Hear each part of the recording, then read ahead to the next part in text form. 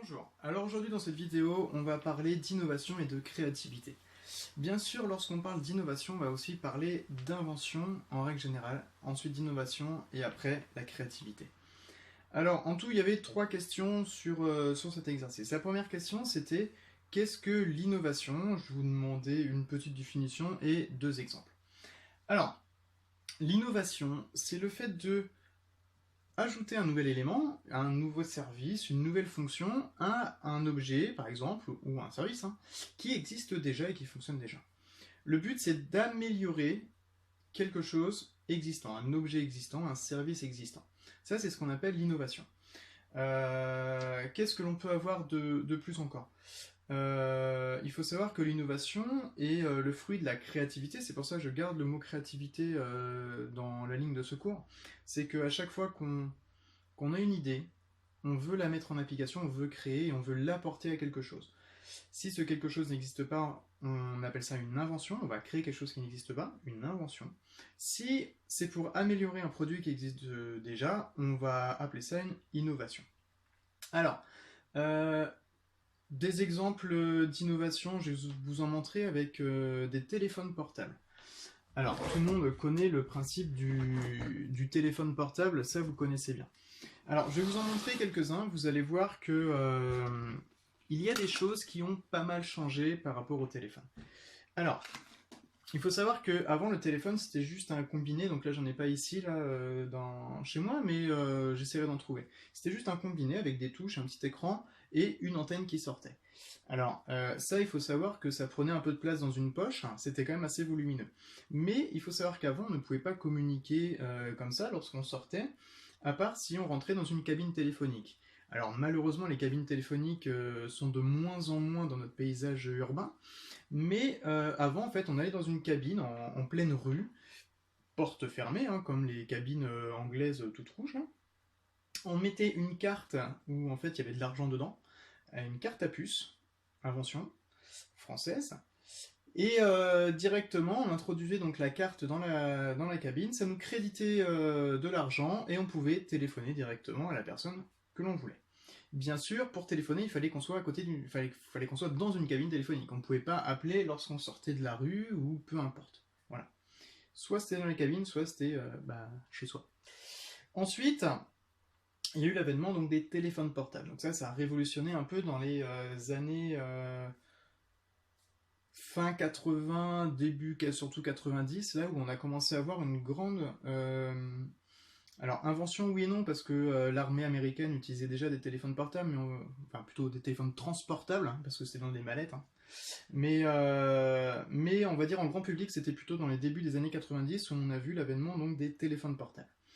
Comme je vous ai dit, assez gros, assez volumineux. Ensuite, on s'est dit, c'est bien beau, mais ce téléphone qui est assez gros, ça serait bien de le réduire un tout petit peu quand même. Bien sûr, toujours avec des touches. Alors, il y a eu plusieurs choses qui ont été inventées. Soit on l'a complètement réduit en mettant des petites touches, comme par exemple le BlackBerry. Il est petit, mais il a des petites touches. C'est pas top top, on va dire. Enfin, c'est bien, on peut toujours appuyer, mais moi qui ai des gros doigts, on peut appuyer facilement sur plusieurs touches. Soit on s'est dit, on va prendre moins de place. Vous voyez, on prend moins de place, mais on fait un écran qui se lève. Alors là, il y en a eu plein des téléphones comme ça, plusieurs modèles, soit qui se lèvent comme ça, ou soit aussi qui se coulissent. Donc là, on en a qui se lèvent et d'autres qui se coulissent. Voilà. Mais du coup, ça prend moins de place. Regardez le gain de place, on passe du simple au double, quoi. D'accord? Donc vraiment, on gagne de la place dans notre poche et c'est moins volumineux. Ensuite, on s'est dit, pourquoi pas rajouter un appareil photo? Parce que oui, maintenant les gens, comme ils peuvent se balader pour téléphoner, pourquoi pas rajouter un petit appareil photo? Alors plus ou moins de bonne qualité, voilà, ça, il y en a eu tout plein. Ce que vous voyez là, on peut croire que c'est un petit appareil photo numérique, mais nous sommes bien sur un téléphone portable. D'accord? Donc là, nous avons un téléphone portable, en fait, où, là, c'est la marque LG, a voulu faire un mixte entre le téléphone portable et l'appareil photo numérique. Parce qu'il faut savoir aussi que dans les années fin 90-2000, les gens se baladaient dans leur poche avec des appareils photo numériques. Et oui, des appareils photo numériques. On n'avait pas tous un smartphone pour pouvoir prendre une photo. Les smartphones n'existaient pas encore actuellement. Et donc on s'est dit, bah, pourquoi pas avoir quelque chose qui puisse faire appareil photo numérique, en même temps caméra. Donc ça a fait la mort des caméscopes et ainsi de suite, hein, et des appareils classiques avec, où on a directement la photo, de l'argentique et ainsi de suite. Hein. Le numérique a fait beaucoup de mal par rapport à ce domaine-là. Mais c'est pas grave, c'est pas le sujet.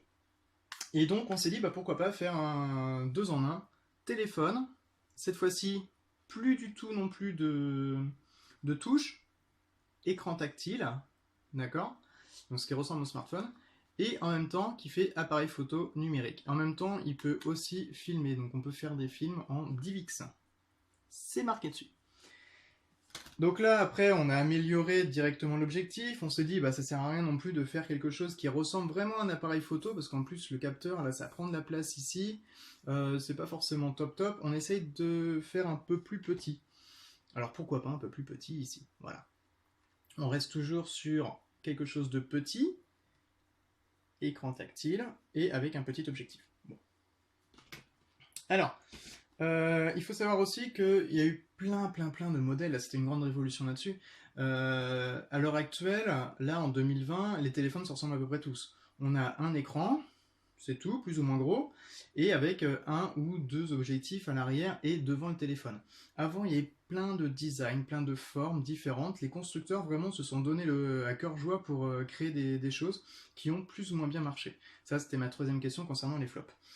Souvenez-vous de mon petit LG là, qui est là, rétractable avec des touches, un petit écran, couleur, un autre écran ici, aussi révolution, hein, comme ça qu'on savait si on avait un texto sans forcément l'ouvrir, ou un appel. On l'ouvre et ainsi de suite. Sauf que là, vous imaginez bien, pour ceux qui commençaient un peu à faire des selfies, c'était assez difficile parce qu'on se voyait pas. Les caméras étaient que derrière. Alors il y en a, ici, Sony Ericsson, qui ont fait un téléphone, donc, qui s'ouvre toujours, ok. Sauf que la caméra, elle est ici réversible. C'est-à-dire qu'en fait, là, voilà, vous la voyez ici, et je peux la mettre, bien sûr, derrière. J'ai juste à la tourner. Voilà.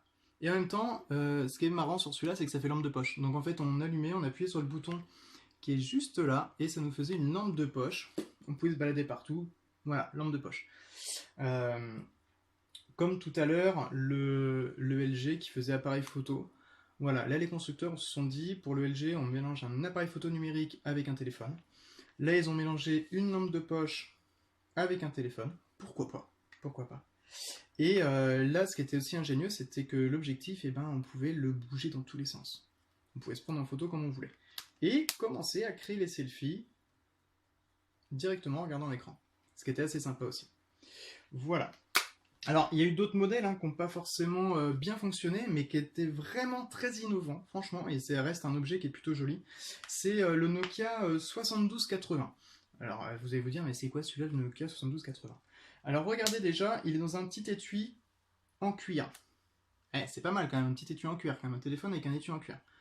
Avec ici, c'est du tissu où c'est marqué Nokia. Hein. Je sais pas si vous voyez là. C'est vraiment du tissu, c'est vraiment sympathique. Alors, niveau ergonomie, l'ergonomie c'est la prise en main, on a quand même des matériaux qui sont quand même assez nobles. Du cuir.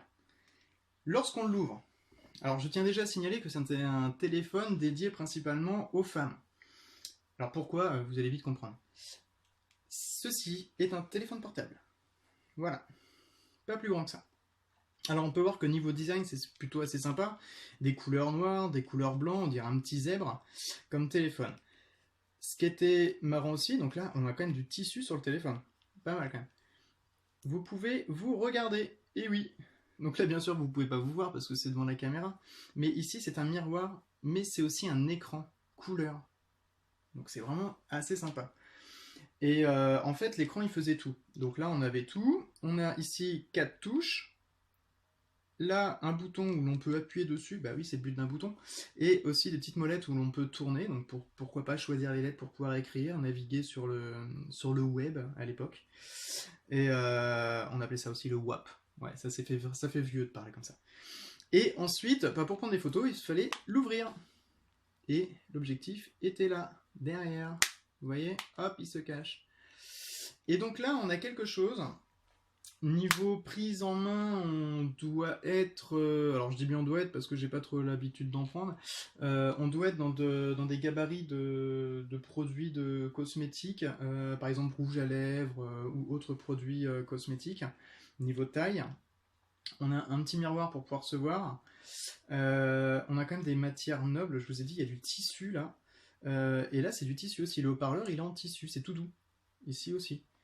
Et on a l'étui qui est en cuir, là, et vous voyez, c'est rouge. Donc on a quand même ici un téléphone, donc là je répète, c'est le Nokia 7280, qui est vraiment très joli à l'heure actuelle. Je ne sais pas s'il était hyper pratique, ça j'en ai aucune idée, je m'en suis pas servi. Mais dans tous les cas, on a quelque chose de noble qui tenait facilement dans la main, c'est un petit stick, hein. Et puis voilà. Alors, concernant pourquoi les produits ou les objets ne sont pas forcément bien vendus. Je pense que celui-là, le Nokia que je viens de vous présenter, je suis pas sûr, j'ai pas regardé les cours, mais je suis pas sûr qu'il ait pu bien fonctionner. Alors déjà pourquoi? D'une, concernant les matériaux, il y a du matériau quand même qui est assez noble, il y a du cuir dessus, un téléphone avec du cuir, avec du tissu. Tout ça, ça a un coût, et forcément le coût va se répercuter sur le prix du téléphone. Deuxième critère aussi qui aurait pu faire un flop, c'est le fait que ça soit peut-être un peu trop innovant pour l'époque. Mais je vais recontextualiser tout ça, nous sommes dans les années 90. Années 90, niveau smartphone, on a fait de tout et du n'importe quoi. Donc pourquoi pas inventer quelque chose comme ça qui n'existe pas. Donc là, nous ne sommes pas sur une invention, nous sommes bien sûr sur une innovation, hein. Le téléphone portable existait déjà. Mais il y a eu une invention concernant le look, en tout cas surtout sur le côté esthétique.